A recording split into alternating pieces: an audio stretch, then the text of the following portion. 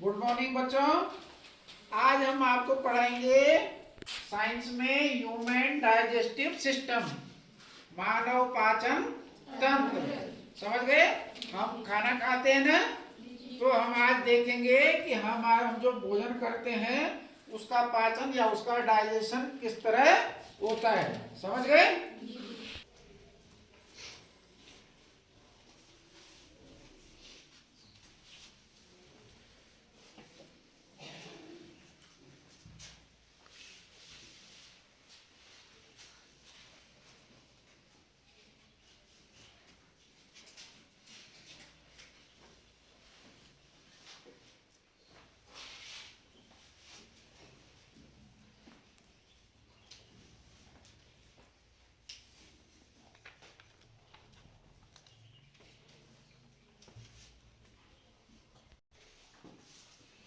तो देखो, हमारा जो डाइजेस्टिव सिस्टम है उसमें सबसे पहले क्या है?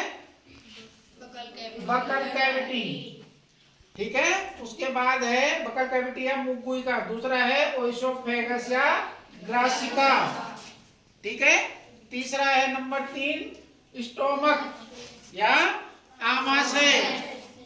चौथा इसमें स्मॉल इंटेस्टाइन। ठीक है, और पांचवा है लार्ज इंटेस्टाइन। फिर छठवा रेक्टम और सातवां एनस। ये है हमारे डाइजेस्टिव सिस्टम के मुख्य पार्ट। समझ गए?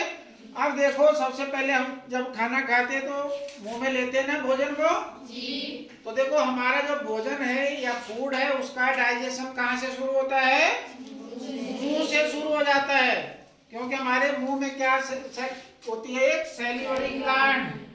उससे क्या सेक्रेट होता है? सैलिवा।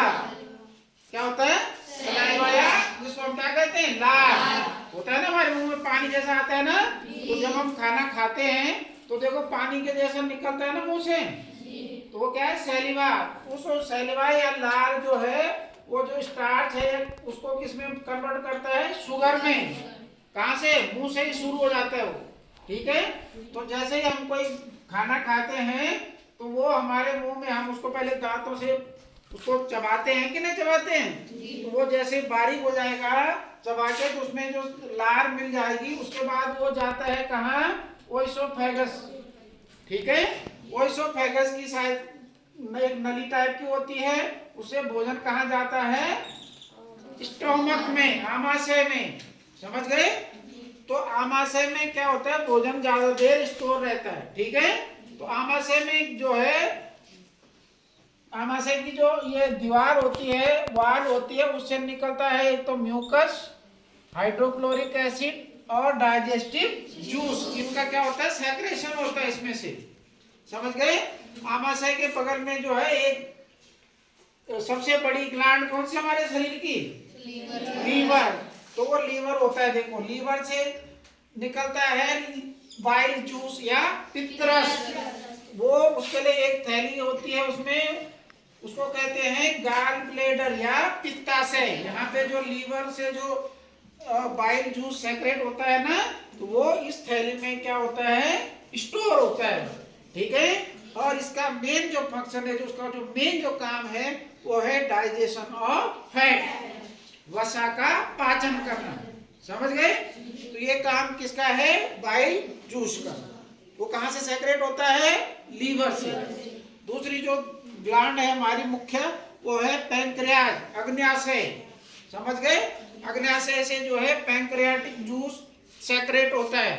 ठीक है, वो किसके डाइजेशन में काम आता है? कार्बोहाइड्रेट, फैट और प्रोटीन को, उनको क्या करता है? वो ब्रेक डाउन करता है, तोड़ता है, उसको सरल करता है, डाइजेशन में सहायता करता है। ठीक है, उसके बाद आमाशय के बाद जो भोजन है वो कहाँ आता है? स्मॉल इंटेस्टाइन में। तो देखो, नाम तो स्मॉल इंटेस्टाइन है, लेकिन वो होती है लगभग 7.5 मीटर लंबी। समझ गए ना? और इसमें जो है कंप्लीट डाइजेशन होता है फूड का। किसमें? स्मॉल इंटेस्टाइन में। समझ गए ना? इसमें से भी कुछ जूस सेक्रेट होते हैं उसके हाथों की दीवारों से, लेकिन उसमें जब कंप्लीट डाइजेशन हो जाता है फूड का, तो फूड का क्या हो जाता है? कार्बोहाइड्रेट बदलता है ग्लूकोज में, फैट बदलता है फैटी एसिड और ग्लिसरॉल में, और प्रोटीन जो बदलता है वो बदलता है अमाइनो एसिड में। ठीक है, तो ये सारी चीजें कहाँ एब्जॉर्ब होती हैं? स्मॉल इंटेस्टाइन की वॉल में या दीवार में। ठीक है, तो उसकी दीवार में जो है उंगली जैसी संरचना होती है ऐसी, समझ गए? वो जो ये डाइजेस्टेड फूड है उसको क्या करती है? एब्जॉर्ब करती है, समझ गए? और उसका नाम है क्या? विली। उसको कहते हैं विली।